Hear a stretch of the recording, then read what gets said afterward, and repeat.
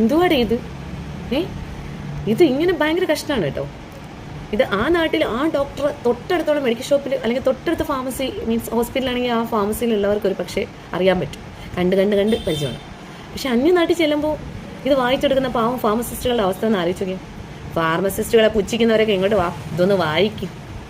അതൊന്നുമല്ല എനിക്ക് പറയാനുള്ള. ഡോക്ടേഴ്സിനോട് ഞാൻ ഒന്നും കൂടി പറയാണ് കേട്ടോ, കുറച്ചുകൂടെ വ്യക്തമായിട്ട്, ഇച്ചിരി കൂടെ വ്യക്തമായിട്ട് എഴുതിയെന്ന് വെച്ച് ഒന്നും സംഭവിക്കാനില്ല. കാര്യം ഇത് മേടിക്കുന്നവർക്ക് ഒരു ആത്മവിശ്വാസമെങ്കിലും വേണ്ടേ? ഈ പ്രിസ്ക്രിപ്ഷൻ ഇങ്ങനെ നോക്കിയിട്ട് ദീർഘനിശ്വാസം വിട്ടിട്ടാണ് അവർ നമ്മളെ നോക്കുന്നത്. ആ കുട്ടി ഇതുകൊണ്ട് കുറേ കഷ്ടപ്പെട്ടു, അലർജിയുടെ ഒരു മരുന്ന് അതിൽ നിന്ന് തപ്പിയെടുത്ത് മേടിക്കാൻ വേണ്ടി. എല്ലാ ഫാർമസിസ്റ്റുകളും ഒരുപോലെ ഇൻ്റലിജൻ്റ് ആവണമെന്നില്ല. പുതിയതായിട്ട് പഠിച്ചിറങ്ങി വരുന്ന കുട്ടികളൊക്കെ പ്രിസ്ക്രിപ്ഷൻസ് ഒക്കെ കണ്ട് പഠിക്കാനുണ്ട്. അതിനുള്ള ടൈമൊക്കെ കൊടുക്കണം. കുറച്ചുകൂടെയൊക്കെ വ്യക്തമായി എഴുതി ആ പാവങ്ങൾ കഷ്ടപ്പെടില്ല. ഭഗവാനേ, നീ തന്നെ കാത്തോളണേ.